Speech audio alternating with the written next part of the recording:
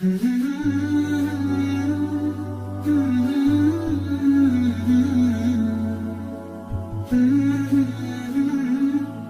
الله الرحمن الرحيم والصلاة والسلام على نبينا محمد وعلى آله وأصحابه أجمعين. Salam alaikum wa rahmatullahi wa barakatuh. Alhamdulillah, en ce moment, on est en train de vivre les meilleurs jours de l'année qu'Allah il nous a accordés. C'est les 10 dernières nuits de Ramadan et c'est les jours où les œuvres peuvent être multipliées par des milliers de fois. Comme on sait que c'est une nuit, c'est un des jours qui renferme Laylatul Qadr. Et comme Allah dit dans le Coran, Laylatul Qadr khayrun min alfi shahr. La nuit du destin, dans le sens, la nuit du destin, la nuit de la destinée, elle vaut mieux que 1000 mois. Et donc nous, en tant que musulmans, quand on voit une occasion comme ça de faire le khayr, de se rapprocher d'Allah, alors on doit saisir l'occasion le plus vite possible, Inch'Allah. Par exemple, si après le Jumu'ah, on sort de la mosquée et on passe devant la station d'essence, et on voit que le litre d'essence il est à 1,50, on va tous arrêter pour faire le plein parce qu'on se dit il y a une occasion de faire un bénéfice. Donc si on voit une occasion de faire un bénéfice qui ne coûte pas grand-chose, on va la saisir parce que c'est dans notre avantage. Et de la même manière, en ce moment, les nuits de Ramadan, les dernières nuits, c'est une occasion pour nous de remplir le compte de bonnes actions, de se rapprocher d'Allah et de faire un repentir sincère auprès d'Allah. Donc le sujet aujourd'hui, Inch'Allah, c'est quoi? C'est al-i'tikaf. Dans le sens, c'est la retraite spirituelle. Dans le sens, akafa, c'est un terme que Allah il utilise dans le Coran. Par exemple, il dit wal-akifin. Al-akifin. Ou alors, quand le peuple de Moussa... Quand Moussa est revenu à son peuple, ou Haroun plutôt, ils ont dit à Haroun, lan nabraha alayhi akifin. Ils ont dit, on ne va pas s'arrêter d'être akifin. Donc c'est quoi akafa en arabe? C'est le fait de se donner physiquement et spirituellement à une chose. Par exemple, eux, ils ont fait ça pour un veau, pour le veau d'or. Ils se sont donnés corps et âme pour l'adorer. Mais Ibrahim, il a fait une dua, il a dit, Allah dit, wa tahir bayti lil taifin wa akifin. Donc ceux qui font tawaf et ceux qui font l'i'tikaf. Donc l'i'tikaf, c'est le fait de se rapprocher physiquement d'une chose, mais aussi spirituellement. Maintenant, dans le terme religieux, l'i'tikaf, c'est le fait de passer du temps à la mosquée pour se recentrer sur l'adoration et se connecter avec Allah. Et Inch'Allah, aujourd'hui, on va voir quelques points, Inch'Allah, ensemble, pour bi'idhnillah, profiter de ces jours pour essayer, Inch'Allah, de faire un i'tikaf. Premièrement, l'i'tikaf, c'est une pratique constante du prophète sallallahu alayhi wa sallam. Et le prophète sallallahu alayhi wa sallam, comme vous savez, c'est la meilleure des créatures, c'est le meilleur des exemples. Donc tout ce qu'il a fait, c'est ce qui est le meilleur et le plus souhaitable. La mère des croyantes, Aïcha bint Abi Bakr, radiyallahu anha, rapporte dans les recueils authentiques que le prophète sallallahu alayhi wa sallam accomplissait la retraite spirituelle pendant les 10 derniers jours du Ramadan jusqu'à ce que Allah reprenne son âme. Et lorsque ces 10 jours arrivaient, son état changeait.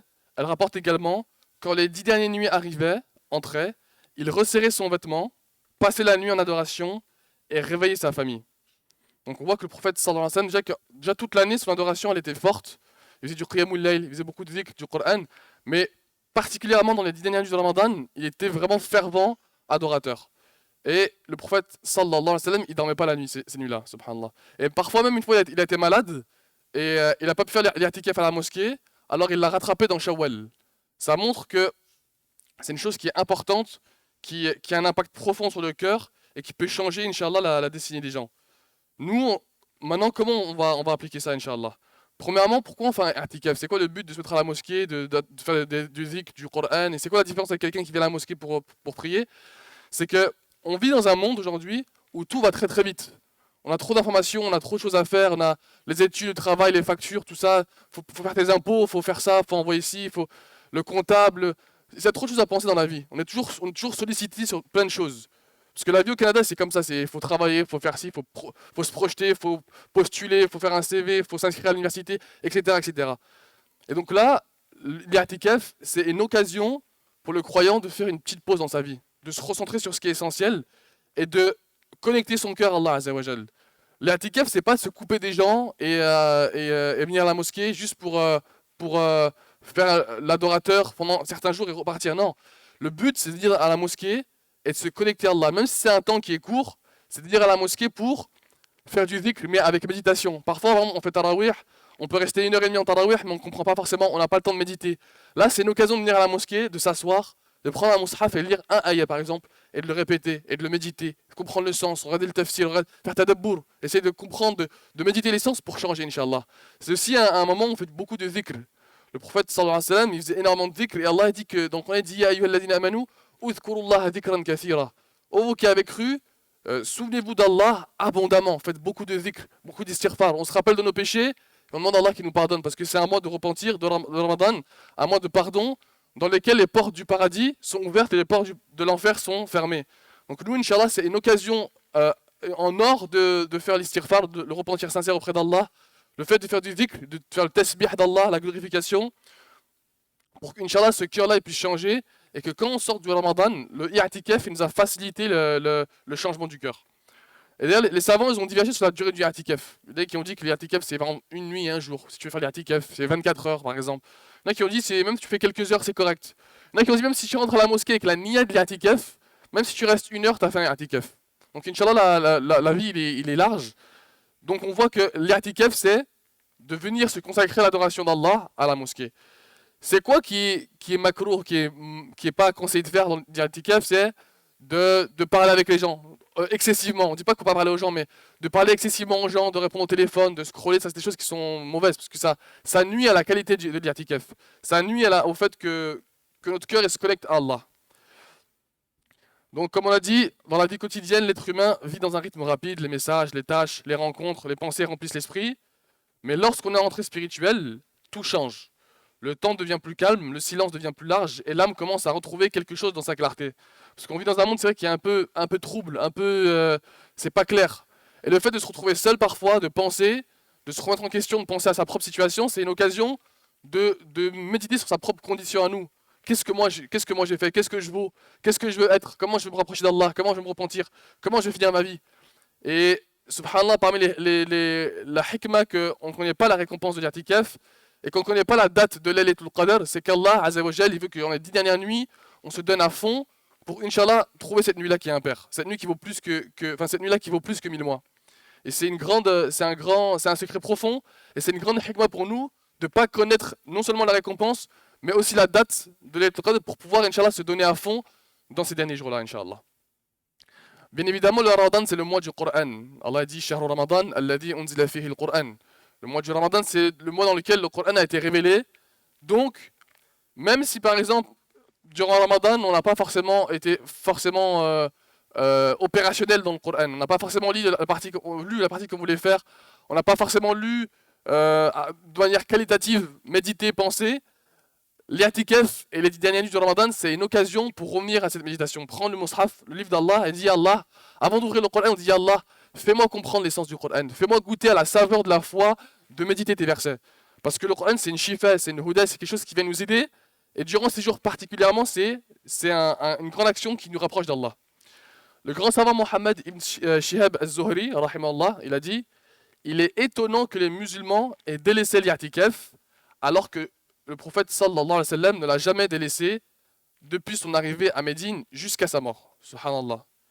Pour lui, cette pratique faisait partie de la construction spirituelle de la communauté.